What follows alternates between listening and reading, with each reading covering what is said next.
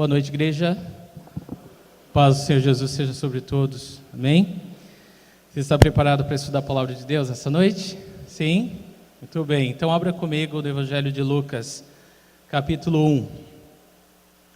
Nós estamos estudando já há alguns domingos o Evangelho de Lucas, cujo tema é Jesus, o homem perfeito. E o versículo-chave do nosso estudo de Lucas é Lucas 19:10, que diz: pois o Filho do Homem veio buscar e salvar o que estava perdido.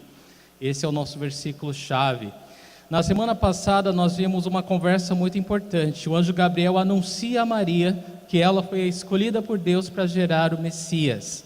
E logo depois nós vemos Maria visitar Isabel, que era sua parenta, e quando Isabel ouve a saudação de Maria, João Batista, o bebê que ela miraculosamente estava gerando no 6º mês, ele se agita dentro dela e ela, cheia do Espírito Santo, louva a Deus. E ela fala: olha, Maria, você é bendita entre as mulheres e bendito esse filho que você vai dar à luz. E ali o Espírito Santo revela a Isabel que Maria estava gerando o Messias, o Salvador do mundo, não é? Tremendo. Então hoje nós vamos acompanhar um pouco mais o capítulo 1, nós na verdade vamos terminar pela graça de Deus o capítulo 1, vendo dos versículos de 57 a 80. O tema da mensagem de hoje é Deus de promessas, tá bom? Deus de promessas. Graças a Deus, Ele é Deus de promessas. E nós vamos ver a promessa de Deus se cumprindo. Essa noite, nessa passagem, nós vamos ver o nascimento de João Batista, de acordo com aquilo que o anjo Gabriel falou para Zacarias no templo, que ele daria um filho para ele, para Zacarias e sua esposa Isabel, que já eram avançados de idade. E Isabel era estéril, nunca pôde ter filho, mas Deus daria a eles um filho. E esse menino seria chamado João, e seria aquele que iria à frente do Salvador, à frente do Rei, proclamando, endireitando os caminhos, preparando o caminho para o Senhor. E esse é João Batista, tá? Então, hoje nós vamos ver o cumprimento da promessa de Deus. João Batista nasce. Vamos orar mais uma vez? Pai, muito obrigado, Senhor, porque até aqui, Deus, o Senhor tem revelado o teu coração, o teu amor, ó Deus, a tua graça, a tua misericórdia, a tua fidelidade. Senhor, não faltam palavras para nós, ó Deus, diante dessa imensidão, ó Deus, essa cascata, Senhor Deus, de bênção que é sobre as nossas vidas, Senhor. Obrigado porque tudo isso só é possível por causa de Jesus Cristo, Senhor. E eu oro que essa noite o Senhor desperte nossos corações para a Tua Palavra, que nós possamos sair daqui transformados, Senhor. Venha, ó Deus, nesse momento que nós estamos dando ouvido à Tua voz e opera maravilhas em cada coração. A fé vem pelo ouvir e ouvir da Palavra de Deus. E eu oro que fé do alto seja transbordada em cada coração essa noite. Fortalece a nossa fé, aumenta a nossa fé, para que possamos caminhar, ó Deus, na Tua presença, Senhor, dando passos de fé, Deus, para a honra e glória do Teu nome. Queremos ver o Teu nome exaltado através das nossas vidas. Queremos ver, ó Deus, a Tua luz em nós brilhar nesse mundo de trevas. Então opera, Senhor Deus, além do que podemos pedir ou pensar nessa hora. Em nome de Jesus Cristo. Amém. Muito bem, irmãos. Deus de promessas. Lucas 1:57 diz o seguinte: ao se completar o tempo de Isabel dar à luz, ela teve um filho.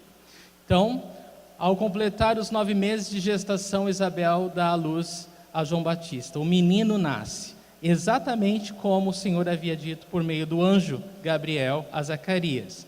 Algo importante em relação ao nascimento de João: ele se cumpriu exatamente como o Senhor falou. Deus não é Deus de falar à toa, ele não perde tempo falando, nada que Deus fala é em vão. Tudo que Deus fala acontece, é importante, é preciso, se cumpre, tudo no seu devido tempo. Então o nosso Deus é um Deus de promessa porque Ele é um Deus de palavra, tá bom? E Deus sempre cumpre as suas promessas, graças a Deus. Aí eu quero que você pare e pense quais são algumas promessas que Deus fez a você. Queria que nesse momento você rapidamente se lembrasse das promessas que Deus tem feito à sua vida. Porque o nosso Deus, afinal, é um Deus que cumpre todas as suas promessas.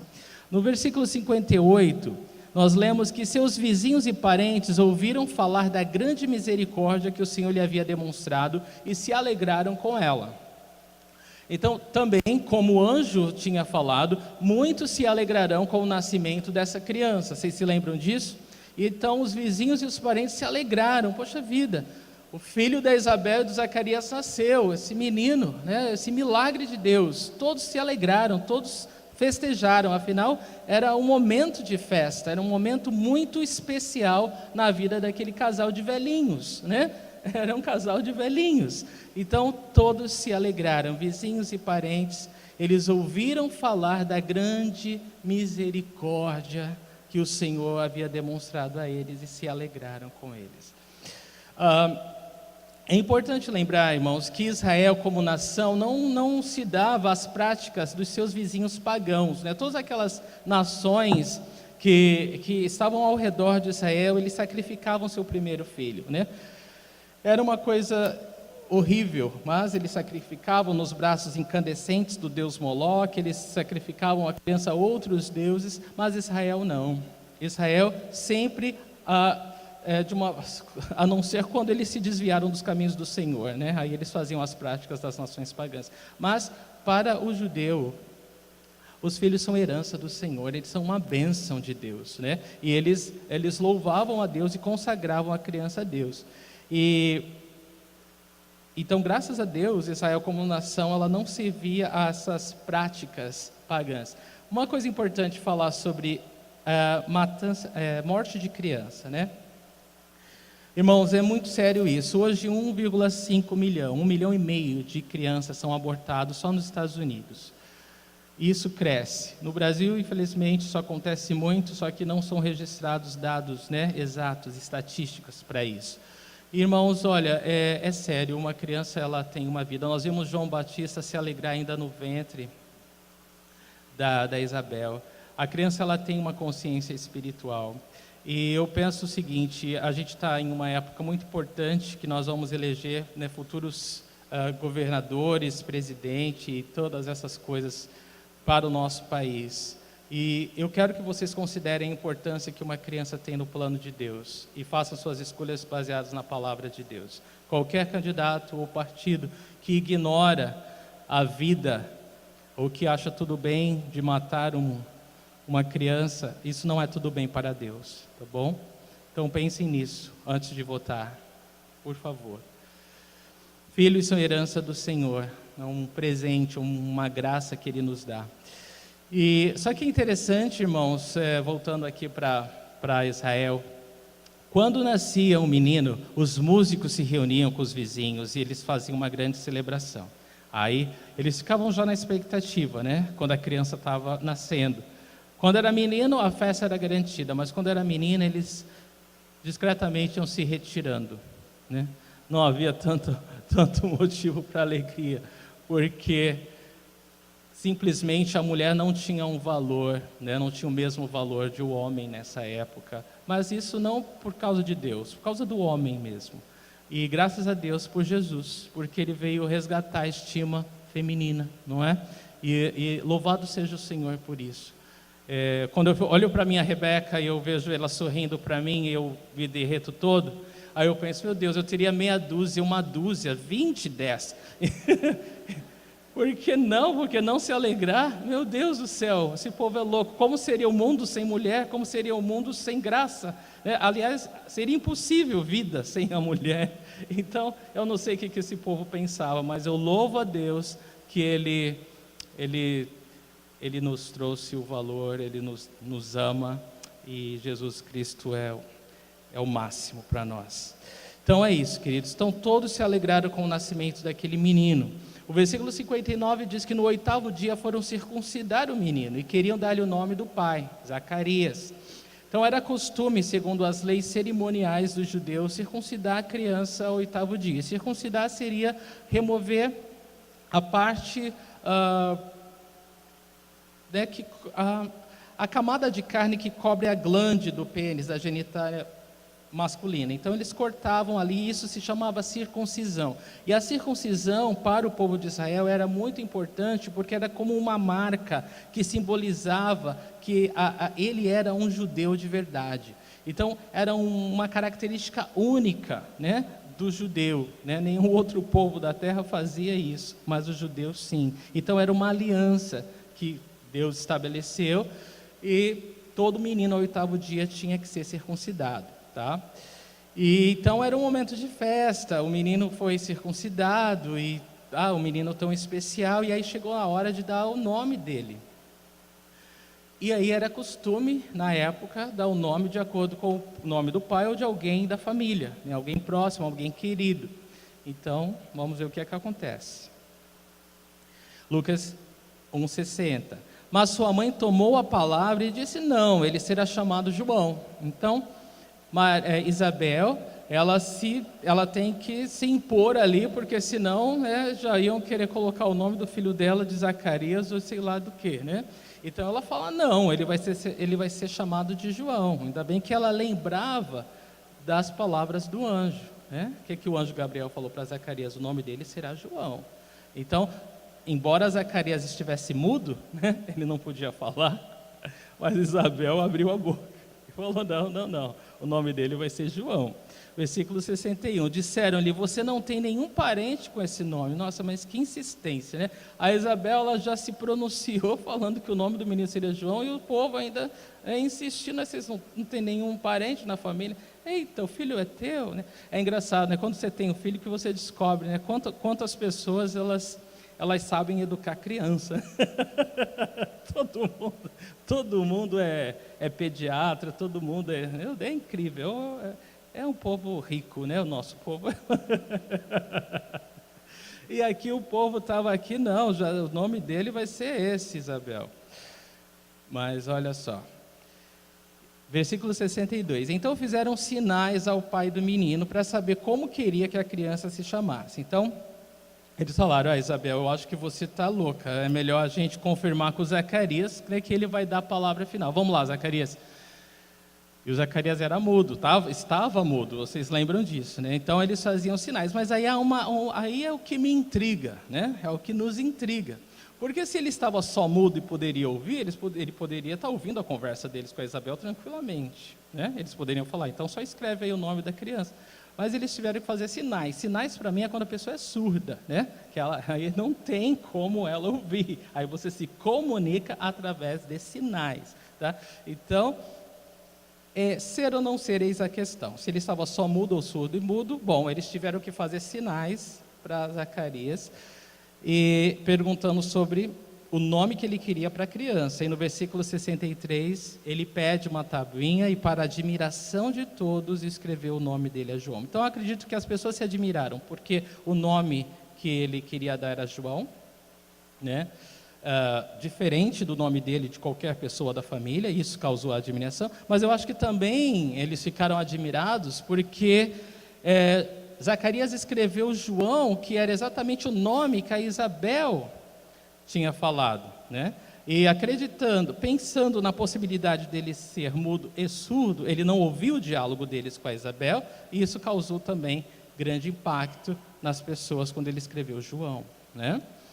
Então, todos ficaram admirados que o nome da criança seria João. E aí no 64, imediatamente sua boca se abriu, sua língua se soltou, e ele começou a falar louvando a Deus. Então, nesse momento que ele escreve, é emocionante, né? O nome dele é João, a língua dele se solta, a boca dele se abre, ele começa a louvar a Deus. A primeira coisa que Zacarias faz quando ele volta a falar é louvar a Deus. Muito próprio, né? Muito bom, perfeito. A primeira coisa que ele faz é louvar a Deus, e ele faz isso. É muito bom que ele tenha feito isso, porque ele já havia falhado em confiar na palavra de Deus uma vez, mas o nosso Deus é o Deus de segundas chances, né? O nosso Deus é o Deus de uma nova chance. E o fato dele louvar a Deus mostra que ele não estava com o coração amargurado por causa do castigo de ter ficado mudo durante os 9 meses. Então, glória a Deus que Zacarias respondeu com louvor. No versículo 65 diz que todos os vizinhos ficaram cheios de temor, e por toda a região montanhosa da Judeia se falava sobre essas coisas. Então, todos esses acontecimentos causaram grande temor no coração das pessoas que estavam acompanhando aqueles acontecimentos. e em toda a região montanhosa da Judéia se falava dessas coisas. Quer dizer que Deus ele promoveu através disso um grande evangelismo, né? Um grande evangelismo.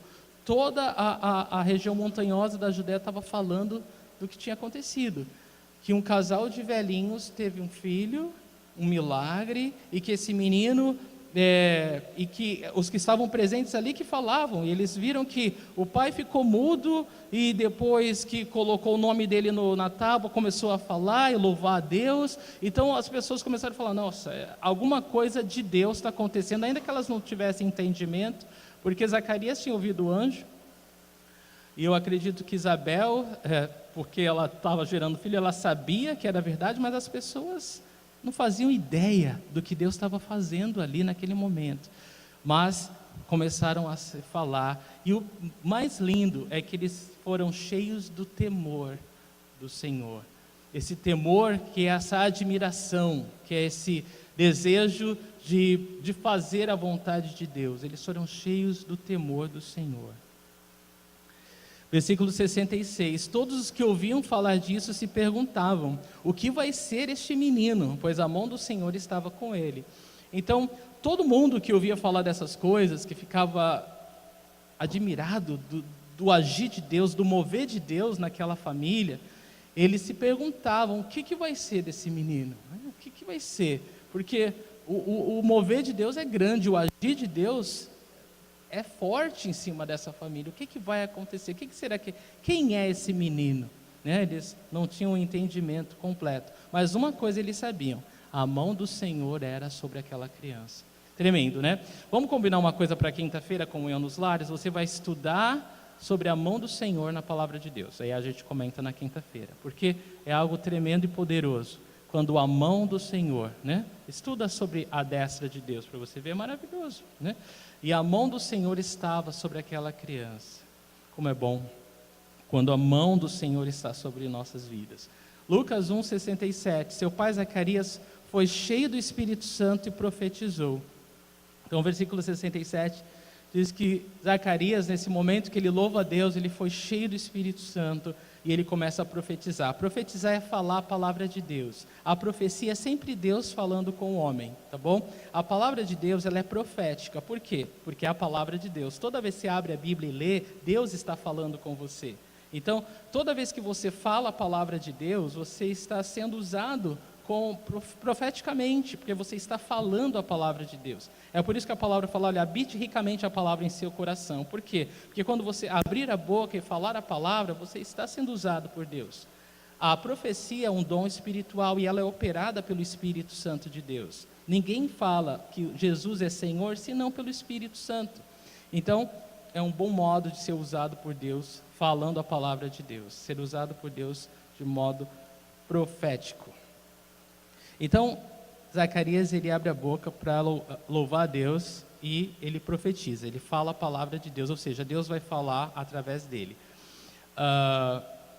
Algo interessante é que depois de 400 anos, sem ouvir a voz profética de Deus, agora a nação de Israel está ouvindo a voz profética de Deus novamente. Ouviu primeiro através do anjo Gabriel, anunciando, né, a Zacarias no templo do nascimento de João. Depois, o Espírito Santo agiu sobre o anjo Gabriel também falando a Maria, depois sobre Isabel, né, falando sobre o Messias, e Maria canta, né, o cântico de Maria que nós vimos na semana passada, também cheia do Espírito Santo, e agora Zacarias, né, ele começa a louvar a Deus e profetizar cheio do Espírito Santo também. E todas essas pessoas que estavam profetizando, ou seja, estavam falando a palavra de Deus, elas estavam falando a respeito de quem? Jesus. A verdadeira profecia, ela está centralizada em Jesus, ela é de acordo com a palavra de Deus, né? Toda profecia, ela exalta Jesus. Quando você sabe que a pessoa está falando profeticamente, né, é uma profecia verdadeira, porque Jesus é exaltado e não o homem. Você vai reparar que nesse cântico de Zacarias, quem é exaltado é Jesus Cristo, não é João Batista, não é Zacarias. Então, quando você vê alguém falando profecia, ou você ouve alguém sendo usado pelo Senhor, né, com algum dom espiritual, você observa se Jesus está sendo exaltado ou é o homem que está sendo exaltado. Porque se não for Jesus, aquilo é uma falsa profecia, ou como nós falamos, né, popularmente, uma profetada, né? Não é uma profecia, né? E pode soar como, mas se não exalta Jesus, ela não é uma profecia. Zacarias, ele cantou um hino que nos dá 4 figuras belíssimas sobre o que a vinda de Jesus significaria. Vamos ver essas 4 figuras? Vocês estão acordados? Estão despertos? Dormiram à tarde? Amém? Não. Então vamos lá, vamos fazer o melhor que a gente pode. Então, 4 figuras nesse canto de Zacarias, tá? Vamos ver quais são elas. Figura 1, a abertura da porta de uma prisão. Visualizou? A porta de uma prisão aberta. Nossa, versículo 68. Aí tem uma imagem para ajudar você a visualizar o que esses versículos a seguir falam a respeito. Então, as portas de uma cadeia sendo aberta. Versículo 68. Louvado seja o Senhor, o Deus de Israel, porque visitou e redimiu o seu povo. Então, Zacarias, nesse cântico, ele louva a Deus, ele exalta o Senhor, e ele fala, olha, o Senhor é bendito. Aliás, esse cântico dele se chama Benedictus, em latim, por causa dessa primeira palavra, né? Bendito. E ele fala, bendito seja o Senhor, ou louvado seja o Senhor, o Deus de Israel, porque ele fala 2 coisas, visitou e redimiu o seu povo. Depois de 400 anos longe de Deus, o Senhor, ele vem com essa tamanha graça sobre o seu povo. E ele tem que falar, o Senhor visitou o seu povo. O Senhor eles puderam sentir a presença de Deus novamente depois de 400 anos. E ele estava feliz da vida, ele estava louvando a Deus. E o Senhor não só nos visitou, mas ele nos redimiu. E ele está falando da ação, da obra do Senhor Jesus Cristo. Ele viria redimir o seu povo. E o que é redimir? Vamos ver o que é redimir? Significa resgatar por um preço. Quando você paga por um resgate, ou você liberta por um preço também.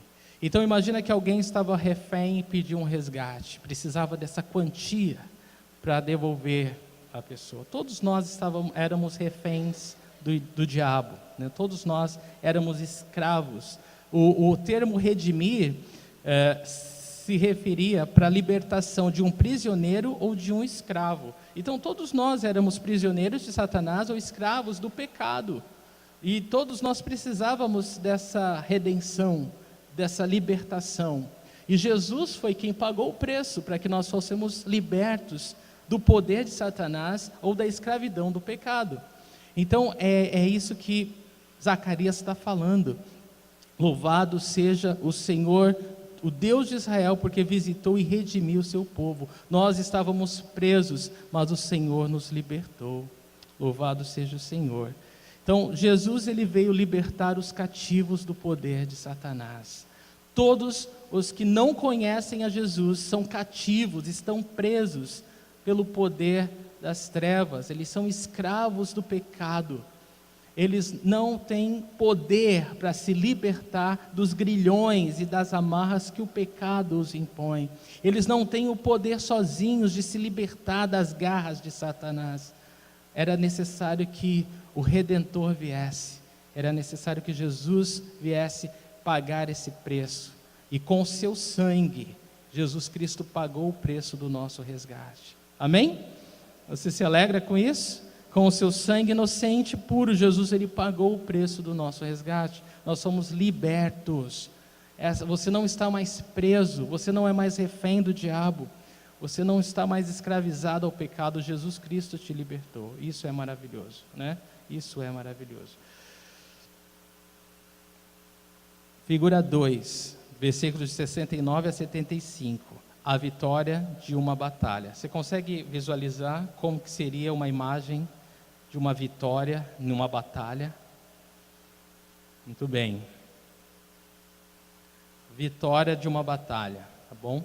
Tem 3 imagens aí para você visualizar o que esses versículos falam a respeito. A imagem é de um exército sendo levado cativo, prisioneiro por outro. Só que na hora H, no momento final, a ajuda chega. E esse exército não é mais levado cativo. Pelo contrário, ele é solto do poder do inimigo.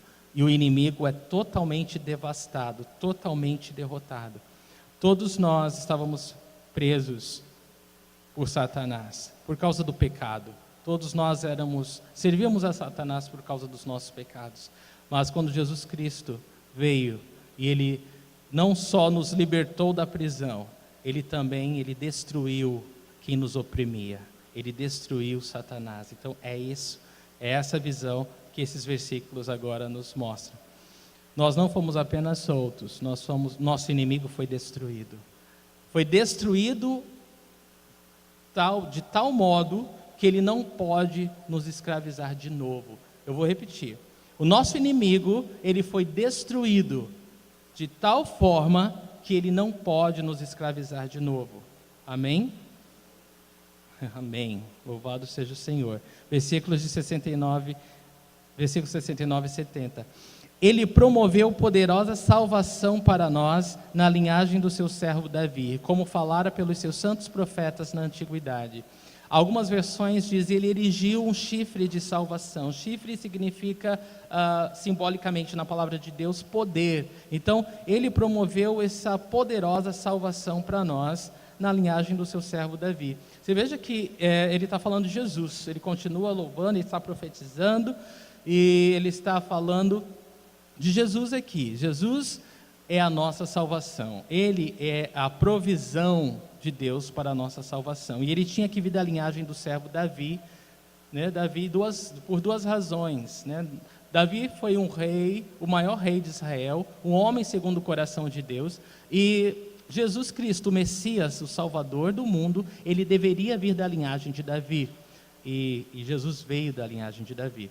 Exatamente, o versículo 70 nos enfatiza como falara pelos seus santos profetas na antiguidade. Ou seja, tudo isso que está acontecendo agora é o cumprimento da promessa de Deus. Amém? Exatamente como o tema dessa mensagem nos diz, o Deus de promessa.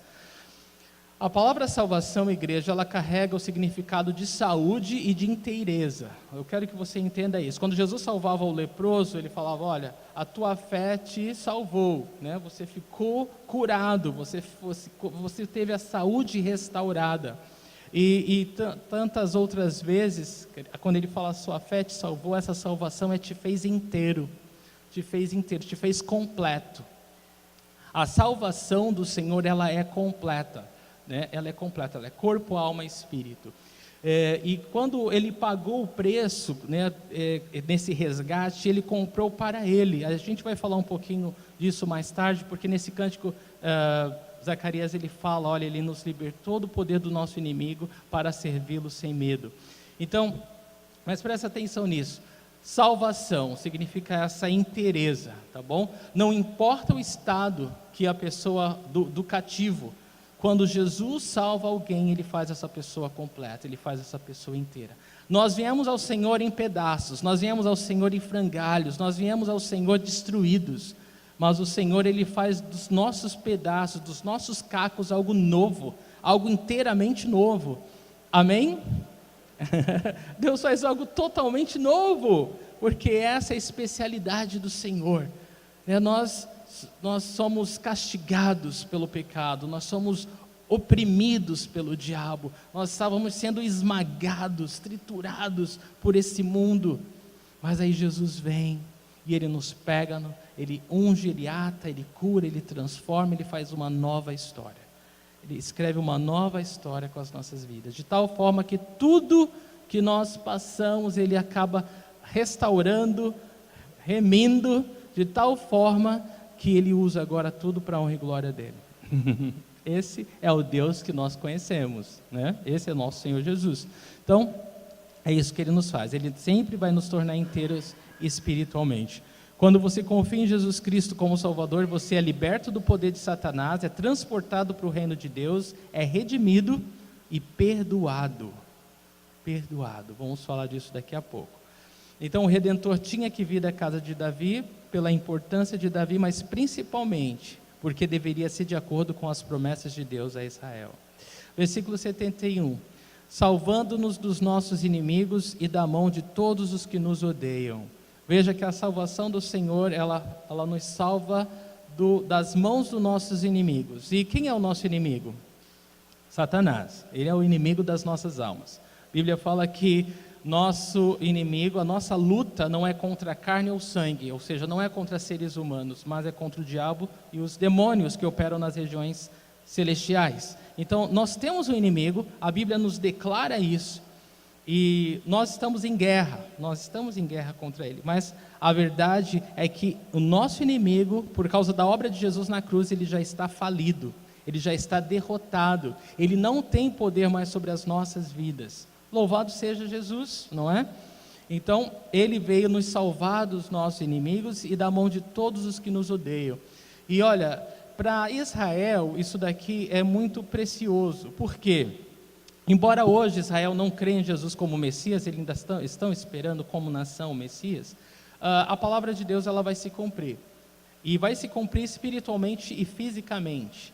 Porque quando Jesus voltar, Israel vai estar cercado, encurralado pelos inimigos.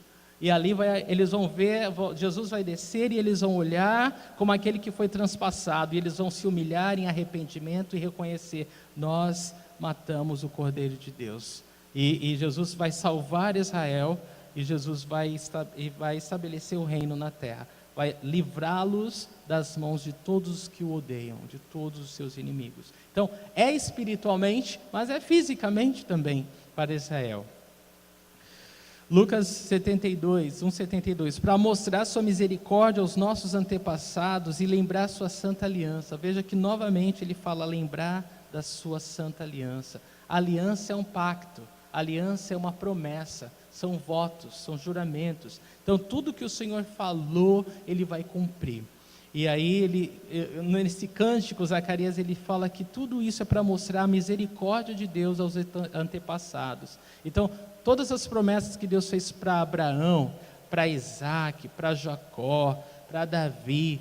Então, Deus é o Deus que fala e cumpre. E agora nesse cântico, Zacarias está recordando, Deus é fiel, Deus é fiel.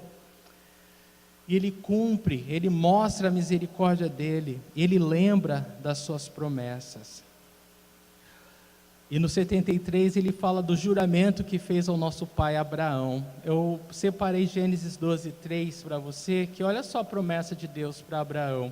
Abençoarei os que o abençoarem, e amaldiçoarei os que o amaldiçoarem, e por meio de você todos os povos da terra serão abençoados. Então, essa promessa que ele faz a Abraão, como assim? Todos os que serão abençoados, todos os povos da terra vão ser abençoados através de Abraão. Quando Deus escolheu Abraão, Ele estava escolhendo uma nação, porque Abraão teve Isaac, Isaac teve Jacó, Jacó teve os 12 filhos, as 12 tribos de Israel. Jesus veio da tribo de Judá, Davi veio da tribo de Judá, Jesus também. E tudo isso volta à fidelidade de Deus lá, esse homem, no início de Abraão. Deus falou, olha, eu vou abençoar todos os povos da terra através de você. Deus já estava falando de Jesus, quando ele falou isso para Abraão. E Zacarias lembra disso. Nossa, que Deus maravilhoso.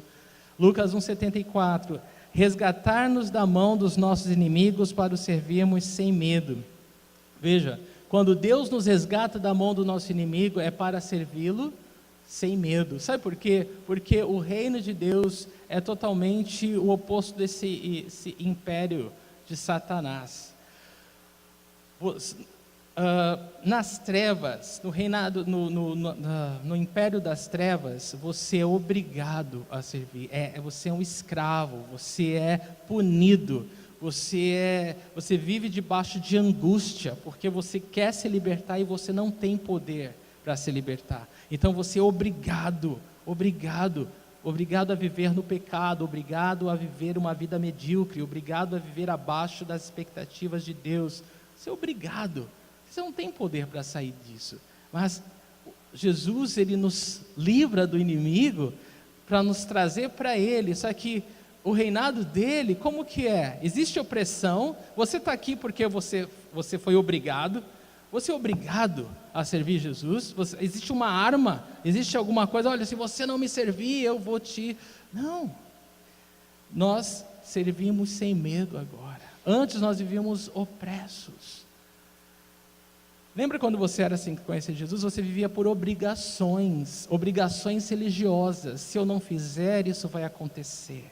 Se não fizer assim, aquilo outro. Então você vivia com medo. Medo o tempo todo. Você serve o diabo, você vive com medo. Porque se você não fizer o que ele quer, você é atormentado. E você acaba sendo atormentado de qualquer jeito. Porque é assim que é o reino das trevas. Mas quando Jesus nos liberta do poder do inimigo e nos traz para si, Ele não chama a gente de servo, Ele chama de amigo, porque Ele nos deixa saber tudo que Ele pensa. Toda a palavra dEle é revelada, o Espírito Santo revela para nós. Nós passamos a ter uma amizade, passa a ser um servir prazeroso, passa a ser um servir que é com alegria que você faz, com novidade de vida, é uma bênção, é uma outra vida, e é por isso que nós passamos a servi-lo sem medo. Então todo aquele medo, aquela angústia, aquela opressão que a gente tinha servindo o diabo, não existe mais com Jesus, não tem porquê, Ele já nos livrou de tudo isso. Não é maravilhoso isso, irmãos? Pode louvar a Deus? Amém, glória a Jesus, né? Louvado seja o Senhor, que fez algo tão maravilhoso para nós. Versículo 75, em santidade e justiça diante dele todos os nossos dias. Então veja, Ele nos liberta do poder do inimigo para servi-lo sem medo, em santidade e justiça. Santidade e justiça fala do quê? Da obra purificadora do Espírito Santo sobre as nossas vidas. O Espírito Santo, Ele nos santifica, Ele vai tratando as nossas feridas, corrigindo o nosso coração, corrigindo a nossa visão, nos fazendo olhar para Jesus e assimilar a palavra de Deus, crendo na palavra de Deus. E quanto mais a gente cresce no Senhor, a gente cresce em fé, mais a gente cresce em santidade e justiça. Porque santidade e justiça fala do nosso relacionamento com Deus e do nosso relacionamento com o próximo. Então nós chegamos ao Senhor egoístas, né? Não só quebrado e humilhado, mas nós chegamos assim, tudo tem que girar ao meu redor, e de repente o Senhor nos ama com um amor tão constrangedor e nos transforma com uma graça tão tremenda, que nós passamos livres a contemplar a majestade de Deus, a beleza da santidade de Deus, e andar com o Senhor por prazer, por opção. Não existe nenhum outro lugar. Os discípulos de Jesus falaram: para onde iremos nós, se só tu tens as palavras de vida eterna? Não há mais escolha. Quando você conhece Jesus, tudo cai, irmão. Não tem mais para onde ir, nada mais é mais atraente, nada é mais gostoso, nada é mais saboroso do que andar com Jesus. E é isso que a palavra está falando. Então, quanto mais o Espírito Santo trabalha em nós, mais nós nos aproximamos do Senhor e nos tornamos mais parecidos com Ele. Isso é andar em santidade. E justiça, nós também passamos a amar o próximo, a respeitar o próximo e querer para o outro aquilo que eu quero para mim. E isso acontece como? A gente nasce assim? Não, absolutamente não. Isso é um agir transformador do Espírito Santo de Deus em nossos corações. À medida que nós nos aproximamos do Senhor e permitimos que o Espírito Santo tenha plena liberdade de nos guiar, o Senhor faz essa obra em nós, essa obra de santidade e de justiça. E Ele diz aqui: diante dele todos os nossos dias. Quando que Deus Ele tem a vontade de nos guiar em santidade e justiça, igreja? Todos os nossos dias, todo dia. Não existe um dia que você fala: não, ontem eu já li a Bíblia, ontem eu já falei com Deus, ontem eu tive um encontro maravilhoso com Deus, senti a presença de Deus, hoje vai ser, eu vou fazer o que dá na telha. Não funciona assim, né? Todo dia a gente precisa dessa comunhão gostosa com Deus, todo dia, e isso é maravilhoso, isso é prazeroso.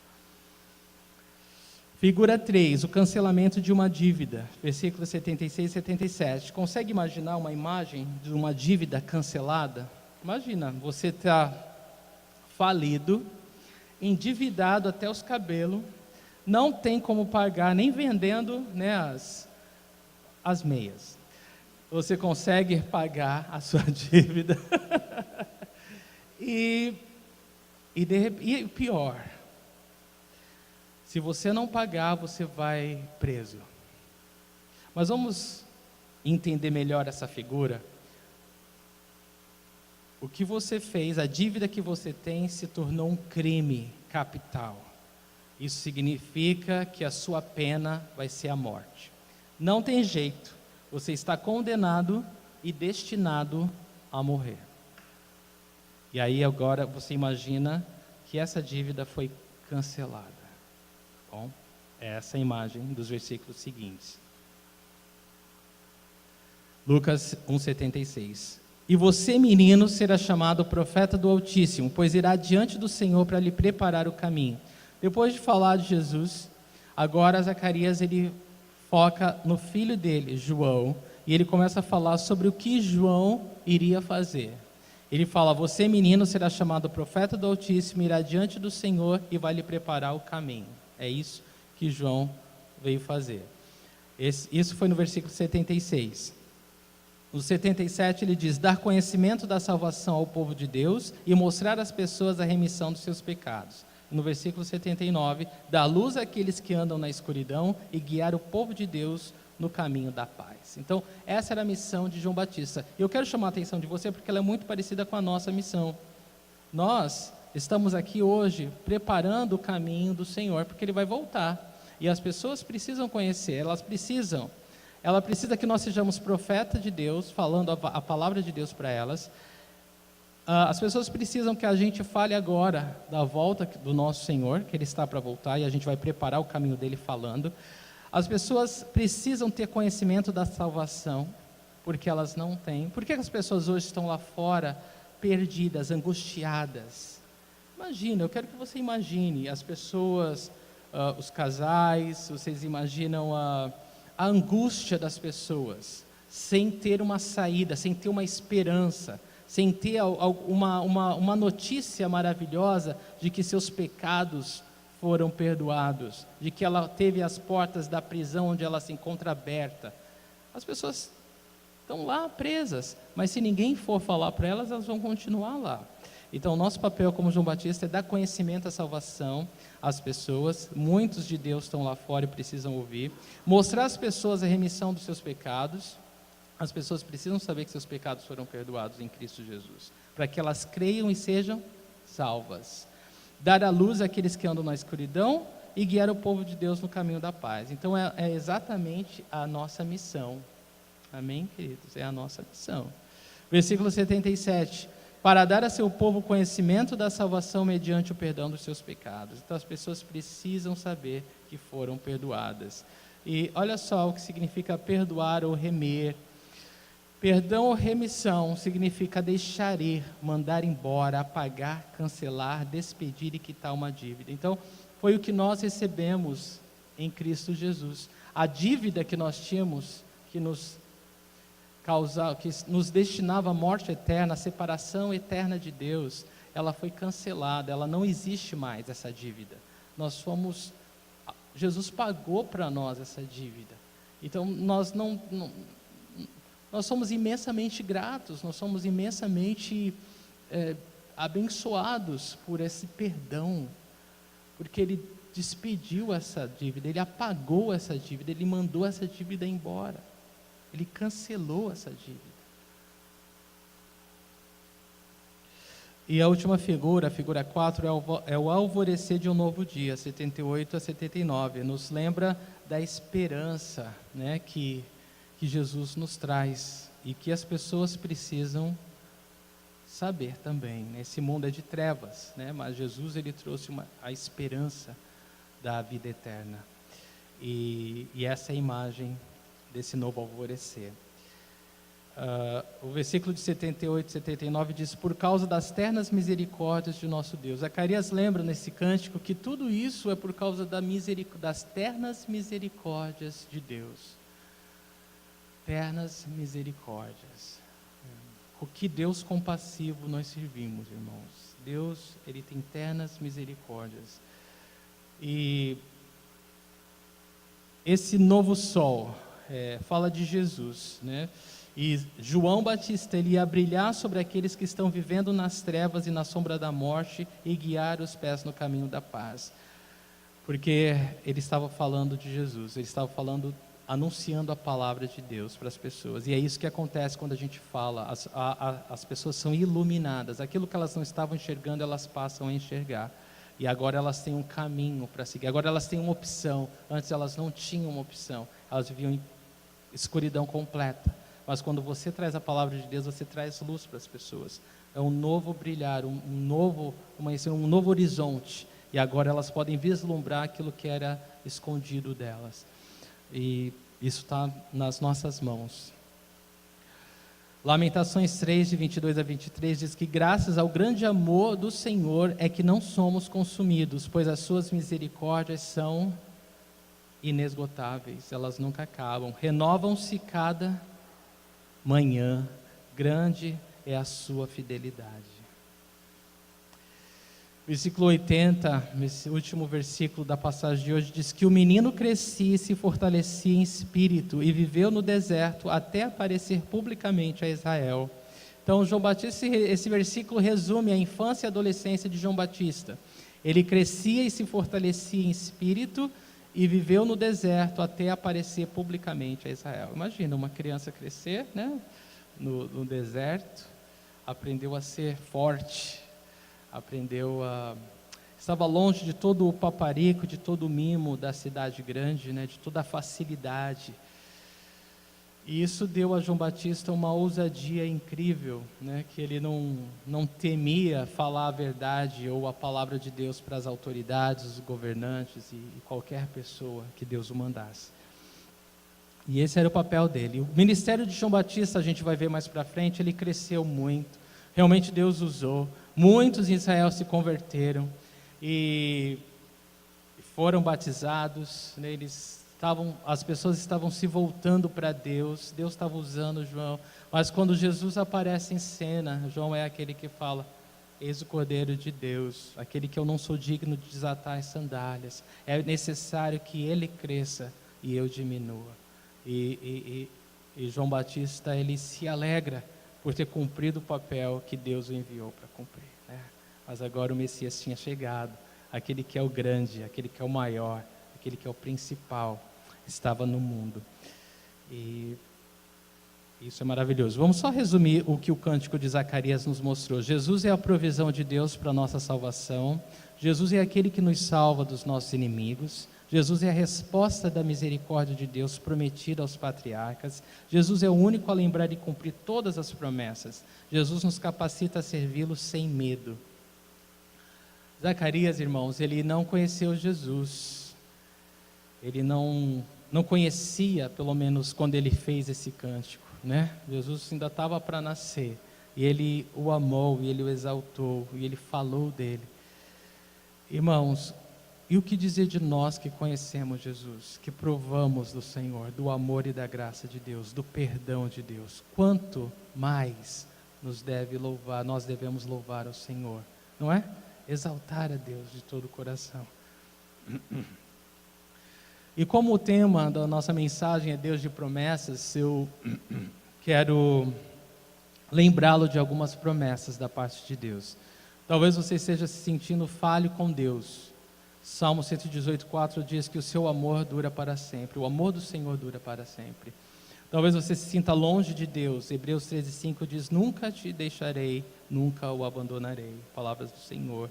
Talvez você se sinta perseguido. 2 Timóteo 3:12 diz que todos que desejam viver piedosamente em Cristo Jesus serão perseguidos. Então você está no caminho certo, né? Tenha bom ânimo.